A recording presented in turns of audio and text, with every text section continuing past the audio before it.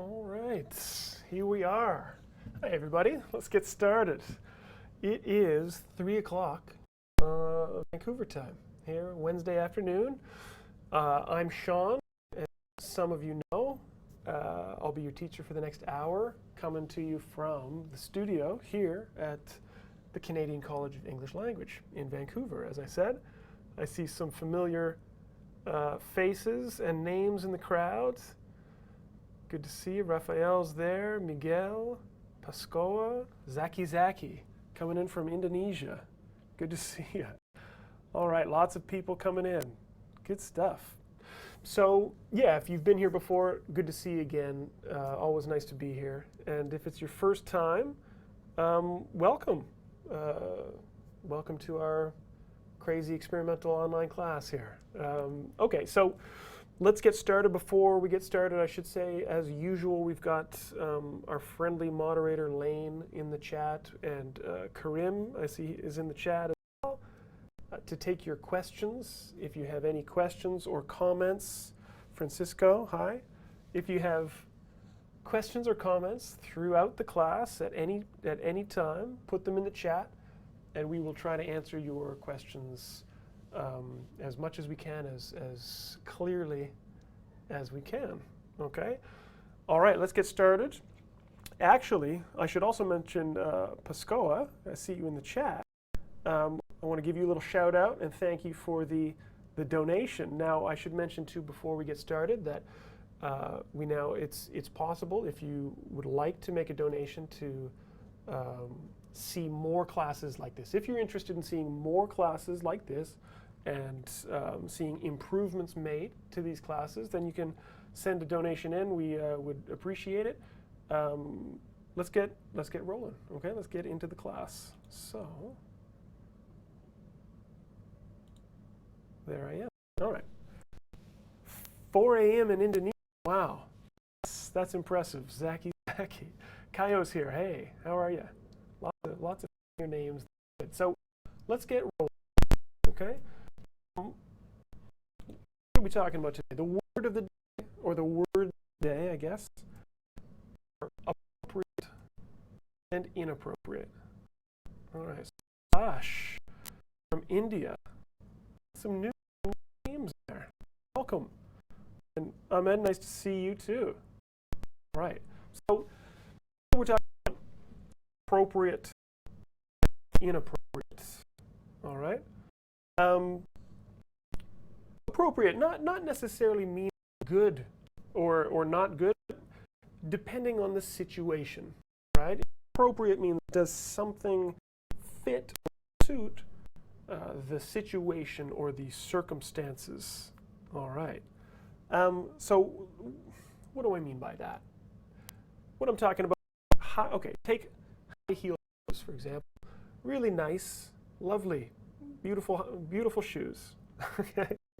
However, these high heel shoes are not appropriate for a hike in the wilderness, obviously. There's nothing wrong with the shoes. In this situation, they're not a suitable choice. They are inappropriate attire for a hike. If you look at those shoes she's got on there, those are much more appropriate for this situation. Now, Raphael's saying that the sound is choppy. Is that for you? Oh, Kaio is saying that there, Julian. I'm getting some feedback saying that the sound is choppy. Everyone is saying the sound is choppy. Okay, well, we'll try to work through it here, guys. So, appropriate. Certain things on the internet, certain content on the internet is inappropriate for younger people. A lot of content on the internet is inappropriate for younger people. Now, I think we're working on the audio here, right, Julian? Yeah? Okay. And Karim is saying the audio is choppy. Okay. We're working on that. Let me get in here. So,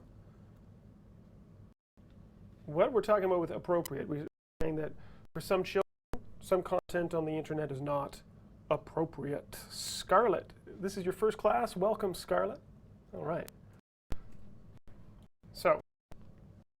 clothing can be appropriate or inappropriate as well. All right. So what this guy is wearing, there's nothing wrong with what this guy is wearing, but in a formal setting, in a dining hall, dining room, wedding type setting, it is inappropriate. Obviously, it doesn't fit the situation, right? But of course, the same goes for, there's James Bond, there's Daniel Craig. Obviously, his attire, nice suit, would be appropriate for this situation, but would not be appropriate attire for a B party, right? Okay, so why am I talking about all this? Because what we're talking about is formal versus informal language. Now, with formal language, just like clothing and just like any other thing, certain language is appropriate for certain situations and inappropriate for others. Okay? So, yeah, I know. We've got technical difficulties. Do we need to, do I need to, what is the light on the, guys here, just a second. We'll be back one moment here, okay? Just a sec.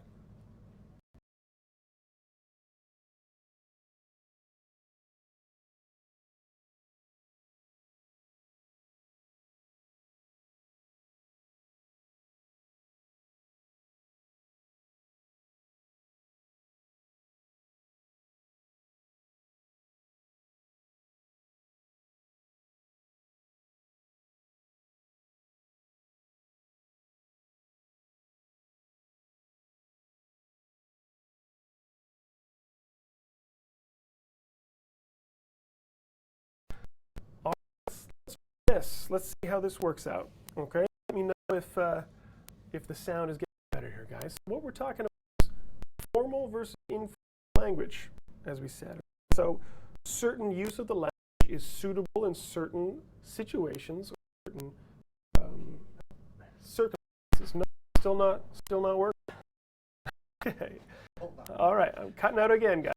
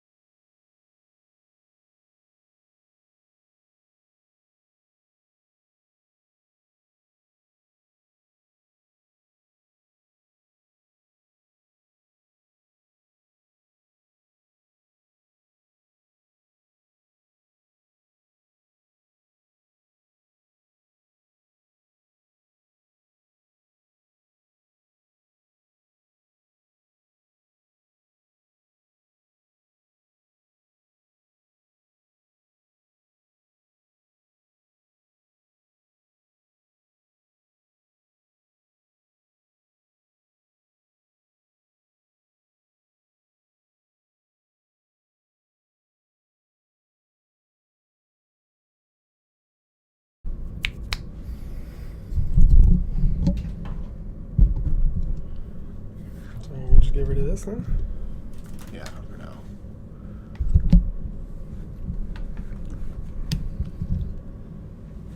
Okay, try All that. right. How about let's try this here, gang. Okay, look at, I've got a new mic here. How's that working out? I hope that's better. Yeah. Okay. So, thank you for your patience. Let's get back into this. Okay.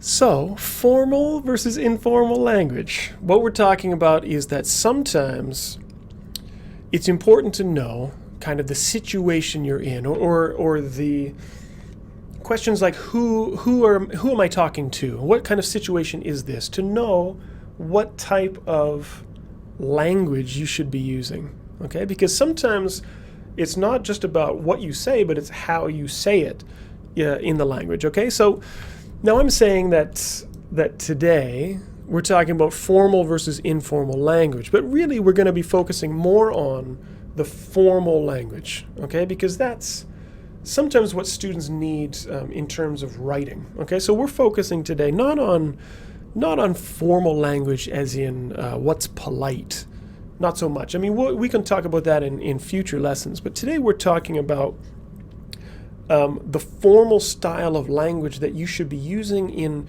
in academic or business-related writing, okay? That's what we're talking about. I'm getting thumbs up from everybody back in business. All right, good stuff.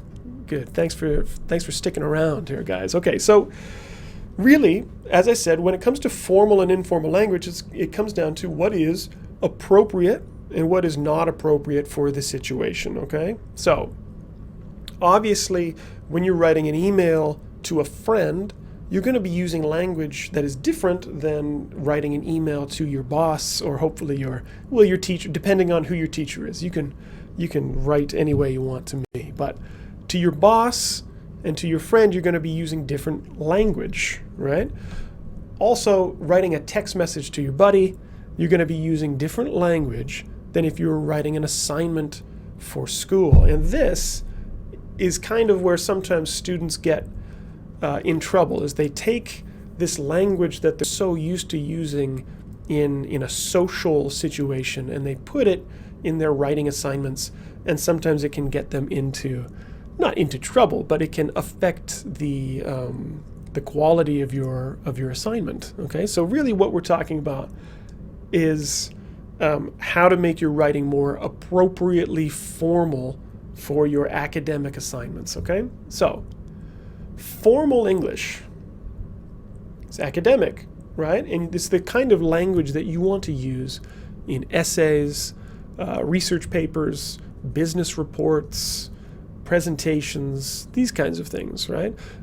Your resume, obviously if you're writing a cover letter or something, you're trying to get a job, that's what you're looking for, okay? So this is what we're focusing on today. Valerie's here. Hi, Valerie. All right. So the question is, what is formal English? Now, I tell my students all the time that when they're writing an essay for school, for university, or for college, it has to be formal, right? But the question is, what is formal English? So, formal English is not this guy, obviously. I mean, formal language, as I said, is much like formal clothing. Informal language is loose, it's comfortable, it's casual. There's really no rules or worries about it, okay? So informal, casual language is easy, okay? Formal language, like formal clothing, looks really good. It's sharp, right? It's nice, but it's restrictive, right? There are rules in place. You can't do everything you want. You don't want to put this suit on and then go for a long bike ride along the water, probably, right? It's tight. It's not always super comfortable, right? And this is what formal writing is, right? It's less free. There are more rules that you have to follow in order for your writing to be considered formal. All right, Marianne saying, when you said my writings are too emotional, you mean too informal. Yeah, exactly, right. And I was putting this lesson together with you in mind today, Marianne, yeah, because we've talked about this before, exactly. And I'm going to talk about that in a little bit as well. So you're not as free with formal writing, okay? There are rules. I mean, in a formal situation like this, look, you have to worry about, look, there are 3 different glasses. You have to decide, which glass am I supposed to use first, or which knife do I have to use first, right? It's complicated. It's restricted, right? Obviously, in an informal setting, you can do whatever you want, all right? You can just go for it, and don't worry about what fork you're using or how many knives you need, right? All right, so getting back to James Bond here, all right? James Bond, Daniel Craig, very formal suit. He's looking good. But maybe he's a good symbol for formal writing too, because formal writing is a little bit cold or impersonal. It's not, as Marianne said in the chat, it's not emotional, it's not personal, okay? And that's what we're going to talk about a little bit today. All right. So, all right. How do I make my language more formal is the question. And I'm going to talk about different ways to do that, starting with vocabulary, and then we'll look at structures and stuff like that. Okay, so how do I make my language more formal is the question. Let's start with vocabulary. Now, what I'm about to tell you is really going to help people who speak French and Spanish and maybe Italian, maybe Portuguese as well. Others, maybe a little bit less so, but it's important to know nonetheless, okay? So it's important to remember that English is a blend of different kind of languages together over time, right? I mean, English is like the Latin languages and the Anglo-Saxon kind of German languages in there and all mashed together. English is like if you ever watch a child paint, right? They take all of these colors and they mix them together and it just turns into brown. It's basically just all of these beautiful colors go together and just makes this brown thing. And that's basically English, right? So why is this important? Because the origin of the word can sometimes affect how academic or formal it is, all right? What I'm talking about is oftentimes if you want to choose a verb for an academic writing assignment that you think is more formal or more academic, all right, you're probably going to want to choose a word with a Latin root, a word that comes from one of the Latin languages, like, as I said, French or Spanish, Italian, Portuguese, these Latin languages. Multiple syllables, right? Not the really short words, but 2 to 3 syllable verbs from Latin root are typically more formal than the Anglo-Saxon words and verbs, okay? So let me show you an example. Leave, all right? Raphael has a question. In Portuguese, we don't use the first person. Okay, yeah, good question, Raphael. I'm not going to answer that yet, though. I'm going to come back to that. Good. I'm going to save that question. Thank you. All right, so leave, there's nothing wrong with the word leave. Leave is not informal. It's just, it's neutral, I would say. It's not formal or informal. But what would be a more formal version of leave? How could you take leave and replace it with a verb that was more formal, more maybe academic? Okay? Well, how about, there we go, depart, right? To depart means to leave. But again, in a conversation with a friend, you're never going to say, what time do you depart tomorrow, right?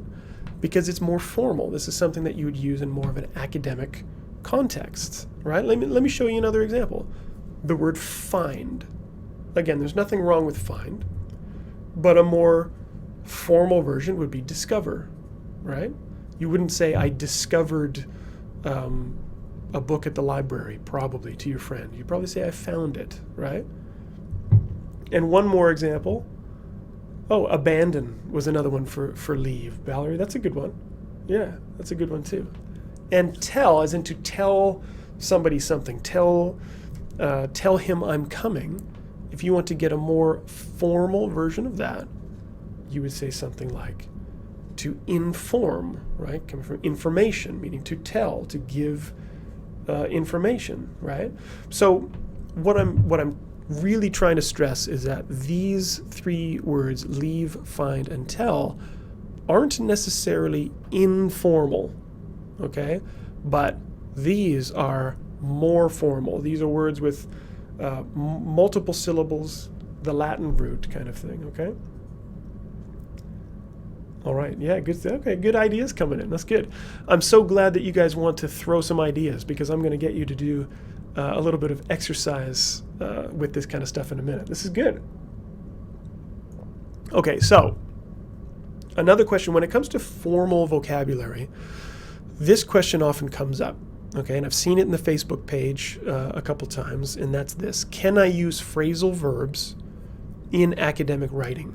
Because sometimes students will say, my teacher told me never to use phrasal verbs in academic writing, which I don't like the word never or always when you're talking about a language, right? I mean, there are always exceptions, okay? I don't like general rules. You have to be careful of making big generalizations. So typically, to answer this question that I asked, is phrasal verbs are often too informal. Oh, look at that. Got something coming in from Julian is best. Yeah, thanks for that, Julian. Great. All right. So, yeah, I love that. Keep that coming. All right. Phrasal verbs are often too informal. All right. Often verbs that you use like hang out, get along with, or go up. These phrasal verbs, yes, they're informal and you don't want to use them in the academic context. Okay. But there are phrasal verbs that are formal, that are used in the academic context, okay? Like phrasal verbs that we use to show the cause-effect relationship, like lead to, stem from, give rise to, okay? These phrasal verbs are fine to use in a formal setting, okay? And we have phrasal verbs that are connected to discovery and invention, right? Research, like carry out, come across, set out, and there's a list of them. And Rosa, you're saying that you asked Mark about the phrasal verbs as well, yeah. And I agree with Mark because he basically said that some phrasal verbs can be used in academic assignments. Not all of them, and honestly, most of them, no. You want to be careful with your use of phrasal verbs. If you can find a one-word equivalent of the phrasal verb, you might want to try that instead. Okay. Good stuff. This is good, guys. Okay, so how about this? Let's practice. Let's see what you guys can do. Now, I'm going to pop out of this presentation. I'm going to go and open up a couple things here. Open up my copy. I'm going to take a link. I'm going to put a link into the chat for you guys to go to. Okay, so I put the link in the chat. You can either open up the document, or you can just look on my page. That's fine too. I'm going to make it nice and big so everybody can see it. All right, so what you've got here are 11 verbs, right, that I put up here. And again, there's nothing wrong with these verbs. Verbs like stay, buy, meet, eat, drink, and so on. I would just like to see if you guys can come up with a slightly more formal version of these verbs. Okay, so for example, to stay. What would be a more formal version of the verb to stay? All right, to stay here. Well, I'll do one for you, and then I'll get you guys to do some work. So I would say, how about something like to remain, right? To remain and to stay, same thing. Remain probably a little bit more formal. Okay, so this is what I want you guys to do. And again, don't think that there's only one answer. There's multiple answers for each one, I would say. Okay, take a couple minutes. I'm going to pop out of the screen. I'll put the music back on. And yeah, Miguel got it, to remain. Good. I want you to try to come up with more formal synonyms for these words and put them in the chat, and then I'll throw them up here on the screen and we'll talk about it together. Okay? So I'm going to pop out for 1 or 2 minutes and give me some formal synonyms. Okay, guys? All right, get to work.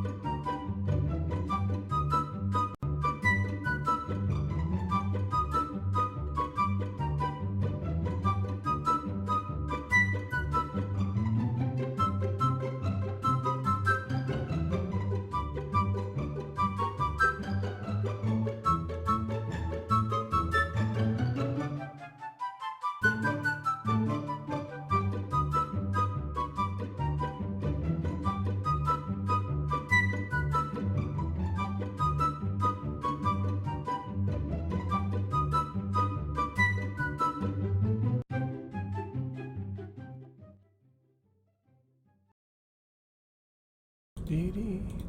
Dee dee dee dee. All right. You guys are sending lots of answers here. This is great. Good stuff coming in on the chat. So many answers. Okay, let's go over some of these because this is just the beginning. All right, we've got lots of stuff to do today. So we did the first one together. We said stay would be remain. To buy, you guys gave me a couple different answers, and they're all pretty good. So something as like purchase was fine. Oh, get rid of that semicolon there. Purchase is one. I think Marianne, you said acquire is a good one too, right? To get or to buy it. Good stuff. Okay. The next one, to meet. Yeah, Kaio got what I was thinking of, is the word encounter, right? To encounter something, to meet it, right? If you encounter an animal in the woods, for example. This is good. All right.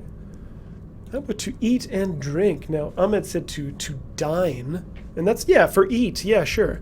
To dine, that's more formal, I would say. We don't usually say that. I was also thinking about the word just meaning to eat and or drink, both of those together, if you're talking about drinking and eating. I don't know if anybody, oh yeah, Kaio got it. Raphael got it too. Okay, Raphael said consume, all right? I guess consume could also technically be considered the same as to buy, right? Consumers are buyers as well. So to buy, eat, and drink is all about consuming. Good. All right, what else do we got here? To watch is... Marianne, you got that one too. Yeah, Raphael, good stuff.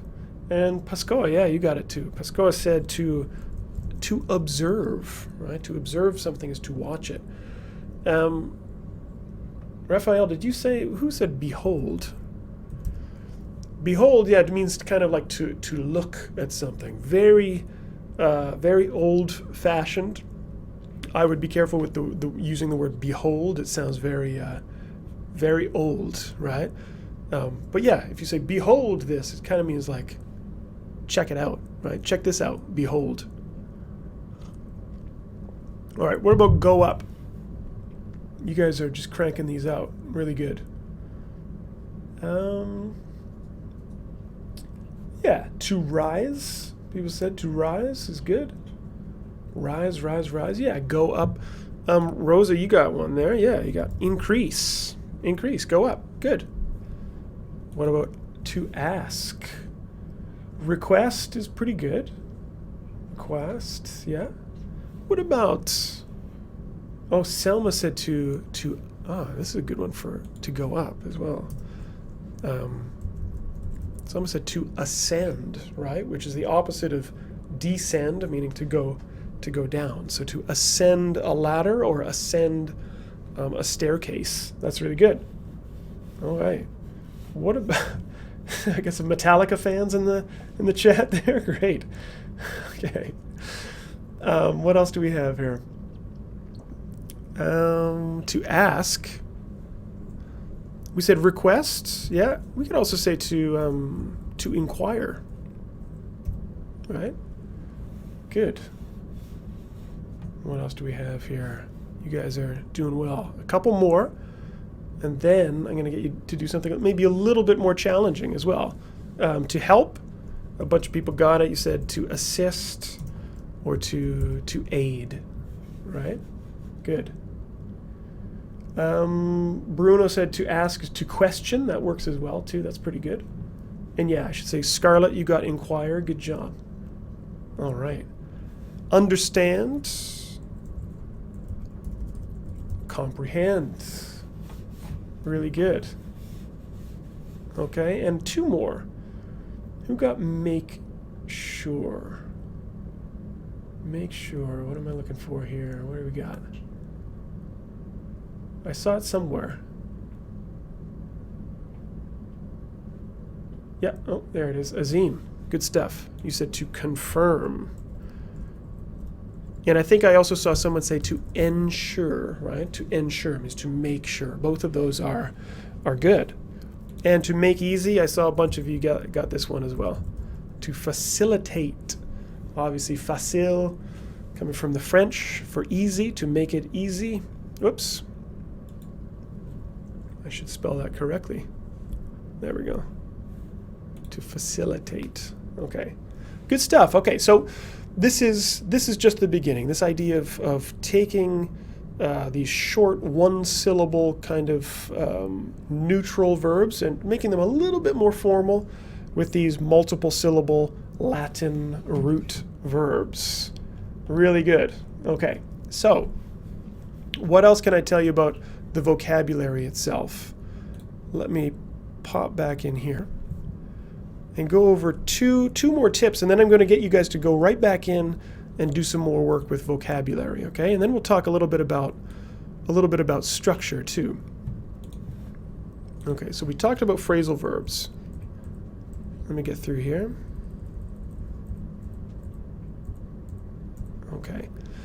A couple more don'ts when it comes to vocabulary. And of course, Marianne, this is kind of what you and I have talked about before. Not so much the slang, but you want to avoid slang, or what we call colloquial expressions, right? Kind of the new casual expressions that you sometimes use in your social situations. Be careful of texting language. Don't put LOL in an essay for your teachers. Words like wanna or gonna. If you put wanna and gonna in an essay, you make your teachers cry. Okay, so don't do that. But also, as Marianne mentioned in the chat earlier, try to avoid emotional language, because again, formal academic writing should be a little bit distant, a little bit kind of cold. Yeah, your teachers don't like it, right? So a little bit cold, a little bit impersonal, right? You don't want the reader to be thinking about you as a person, just your ideas. So you don't want to get angry or too excited or anything like that, right? So this is that emotional language. But speaking of that, let me put you guys right to work again. Again, I'm going to pop out of the screen, and I want you guys to go down to the second part here, okay? Here I've made it a little bit trickier, perhaps, because it's not just a list of words that I want you to change, right? But I want you to look at these sentences and find the one word or phrase in there that is not formal enough to suit this sentence. There's, in each sentence, all of these sentences are formal English, but each one has one word or phrase that is inappropriate for that register of language, okay? Something a little bit too informal. So the first sentence says, while a bit conservative by modern standards, his ideas were once widely considered radical. Now this is a nice sentence, nice and formal. This would be beautiful. You put this in an essay, of course, because I wrote it. But to help you guys out, I would say in this one, the one word that kind of stands out as inappropriately informal would be that one. Okay, yeah, and Rosa got it too. So A is a bit, right? A bit is fine in conversation. You say, I'm a bit tired, I'm a bit hungry, right? But in this context, doesn't really fit the situation. So you want to change it, and Miguel got it as well. Good stuff. So how would you change it? What would be a better word? Okay, well, actually, you know what? Don't worry about changing it yet. Just find me the words that are inappropriately informal, okay? Take 1 minute, go through there and find me those words, then we'll talk about them together, okay? I'm gonna pop out again. Find me those words.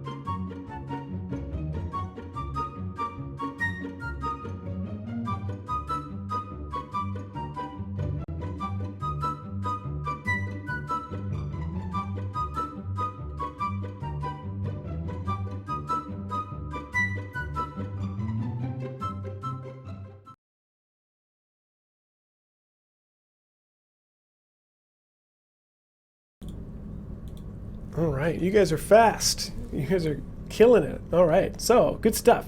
Let's go through these together over here, and one at a time. So we said a bit.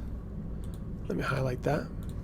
Okay, so a bit is a bit too informal for this. Good stuff. What about B? Making the effort to reuse this wasted stuff would have a positive impact on the environment. And again, you guys found it. You highlighted wasted stuff.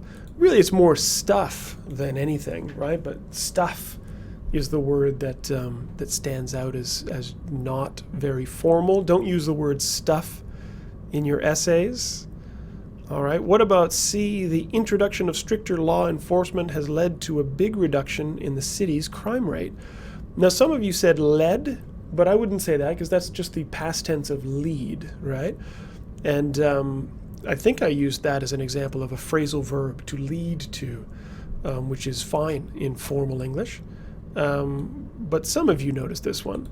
Now, again, the word big is not necessarily informal, but it's definitely not as academic as it could be. You can get a better word, a more formal academic word than big in your essays for sure.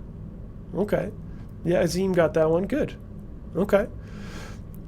3 more said D. The city's tourism industry profits have been going up and down for several years, and of course you guys found it and you said up and down is too informal, right? Good. Now somebody's saying huge is better than big, large. Okay, well, yeah, you guys are getting ahead of me here. Relax. We'll come back to it. That's good. All right, E, the price of the item has been reduced to make up for a superficial defect. Again, in this case, to make up for would be a little bit too informal as well. An example of an informal phrasal verb that you should not probably use in an essay. And then, of course, F. This is Marianne. This is just for you. I made this especially for you. Okay, so it is essential that we remain focused on our objectives and not become distracted by stupid little details. All right. So, of course, stupid little. You want to get that out of there too, because you don't want to be emotional. You don't want to seem angry about these details. What did these details do to you anyway, right? Okay, so now that I've highlighted these, and I know that some of you are already getting ahead of me here, which is good. It's good. Take 1 more minute, 60 seconds. I'm going to pop out again. I want you to find a suitable formal word that would fit in these sentences and make them more appropriately formal, okay? A word that would be more appropriate for this formal style than bit or stuff, okay?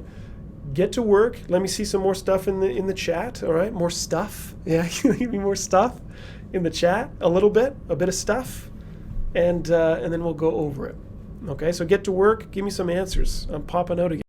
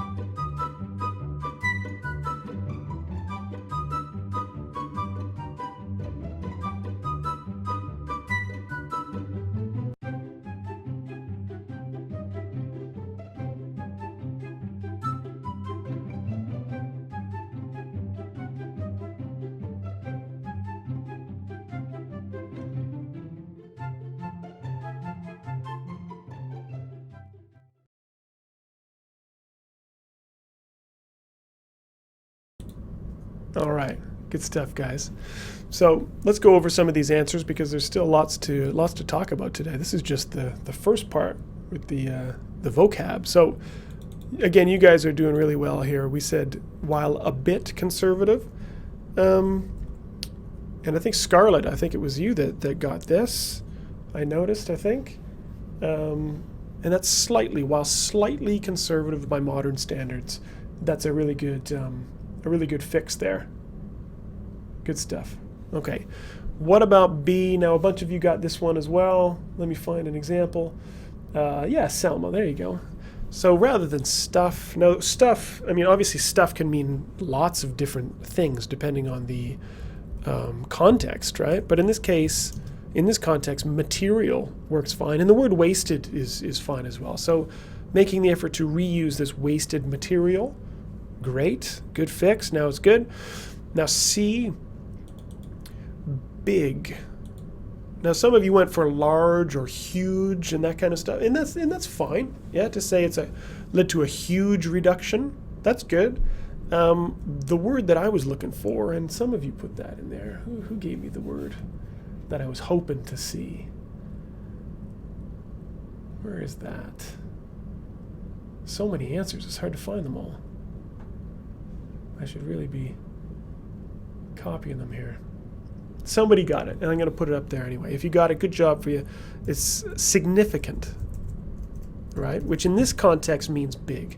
A significant reduction would mean a huge reduction, a large reduction. Good. Okay, now D, going up and down.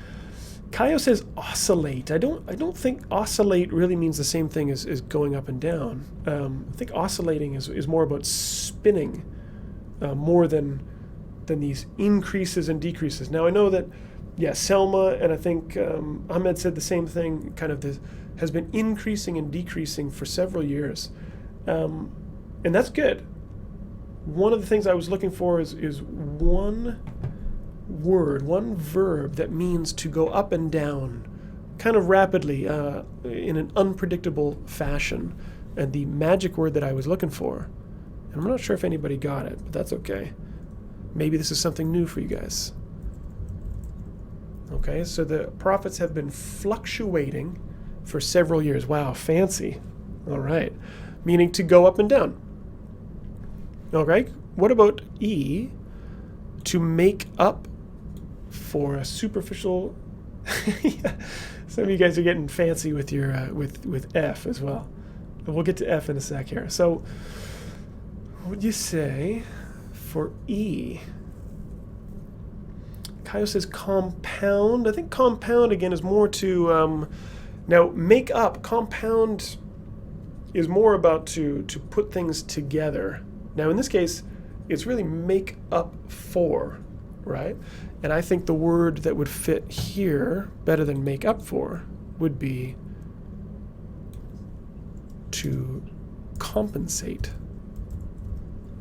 Okay, to compensate for a superficial defect means to make up for.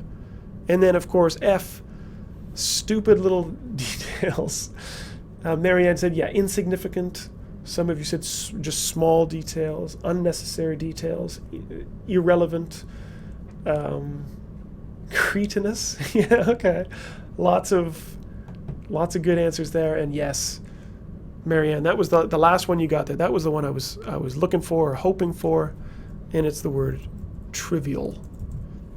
Okay, don't get distracted by trivial details, which is really just a nice formal way of calling something stupid and little. Okay, so, all right, this is good. So how are we doing for time?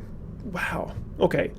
This is just the beginning. We're going to have to continue more formal stuff, but let's see if we have time for this, because we haven't done this in at least 2 weeks, I think, for this lesson, is that I think I want to do the mistake of the week. All right, so let me scroll down here to the mistake of the week, and let's see if we have time to get through all of this together today. Okay, so the mistake of the week. Oh, Raphael has a question. Now, Shaun, in Portuguese, the meaning of fluctuating and oscillating is very close, almost the same. Okay. Perhaps. I mean, honestly, okay, so Karim is saying that oscillate would work. I would say I'm more familiar with fluctuate, but maybe in a business context, then you'd use oscillate. Okay, good. Thanks for that comment there, Raphael. And Karim, thank you. Okay, so the mistake of the week, because we haven't done this in a couple weeks, all right? So I want to see who is the fastest student on the internet. Okay, I'm going to put something up here, and I want you to see if you can find me the mistake, okay? So I'm going to put it up here, and then I'm going to disappear for about 20 seconds, and then we'll come back and talk about it, okay? So here's the sentence. Read it, and see if you can tell me what's wrong with it, and I'm going to pop out, okay? Go to it.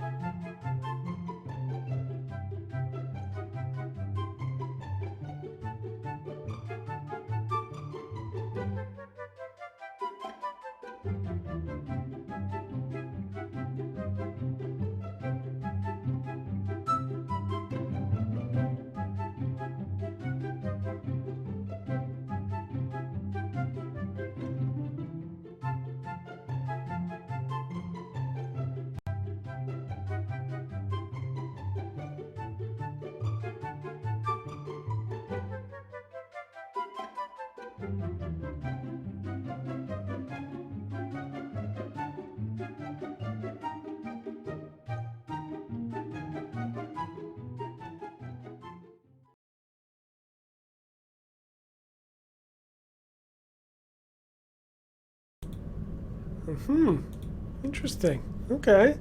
Lots of answers coming in, but I think maybe I stumped the internet. Maybe I win today, which makes me happy. A little. Maybe it's unfair a little bit because I'm calling it. I consider it a bit of a mistake, but it's not the kind of mistake that we often focus on. Okay, it's not a grammar mistake. It's not a punctuation mistake or anything like that. It's connected to the lesson today. Now, we've been talking a lot about words that are inappropriately informal in a formal Context, yeah. Right. So I decided to kind of throw the opposite at you and see if you could pick up on it. But it's a very common thing that I hear my students here in Vancouver say from time to time. And they will say a sentence like this. They say, I went to the party, but didn't stay long because I had already made an appointment to meet a friend for coffee. Now, technically speaking, this sentence is not incorrect because the grammar is fine. The use of tenses is actually really good because you're using the past perfect to show that your plans had been made first.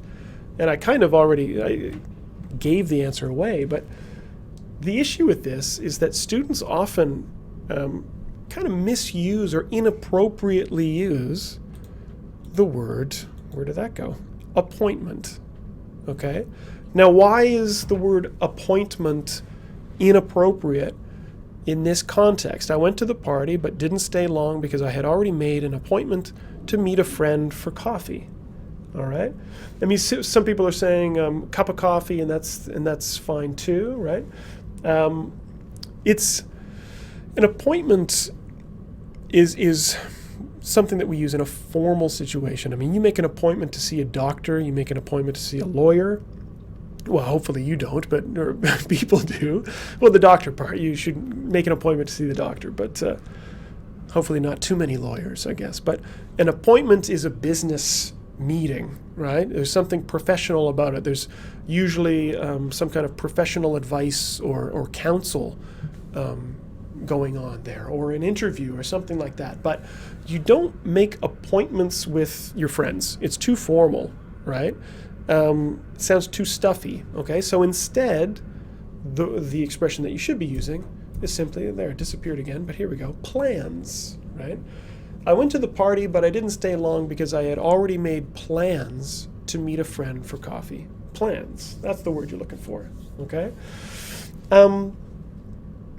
Yeah, so yeah, you guys got it. I mean, you could make a date. Valerie says you can make a date to meet a friend, and that's fine too, but usually we use the word date for a more romantic meeting, I would say. But it's possible that you can make a date. I think plans is more appropriate, is more common. Okay, so the reason I'm showing you guys this is because it's important to remember that formal use of the language is not better use of the language. It really depends on the situation. As we said, if you're using words like stupid in an academic essay, that's not good. But if you're using really academic, formal words and structures in an informal setting, it's the same thing. It kind of stands out as strange or awkward. Okay, so watch that. And this is the kind of thing that takes a lot of practice of knowing what type of language is appropriate for the situation. So we actually spent a lot of time on the vocabulary today, which just means, yeah, Selma's saying rendezvous. I wouldn't say rendezvous. I mean, if you said rendezvous, it sounds almost like it's a little funny, I would say, to say rendezvous. I think plans is better, okay? So that's basically all the time we have for today. We spent so much time on vocabulary that we ran out the clock, unfortunately. But we're going to continue this next time, okay? We can continue with this idea of looking at formal and informal language. Is there another question coming in right now? Is it okay if I do not use I before didn't? Aha, so Valerie's asking the question here. There's no subject, right? And absolutely, it's okay, Valerie, to do that. If you have a conjunction here, like and or but, for example, you don't need to follow that conjunction with the subject if the subject is the same here, right? Because the subject can share the two verbs. I went, but didn't stay. Perfectly fine, grammatically speaking. Thank you for the question. Okay, so let me get out of here.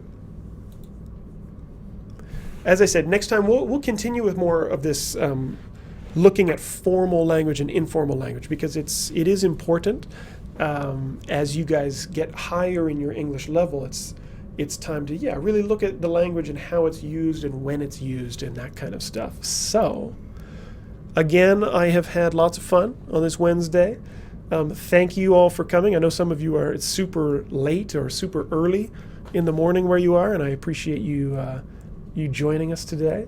And of course, to all of our Muslim students watching, obviously happy Ramadan. I hope you're enjoying some family time.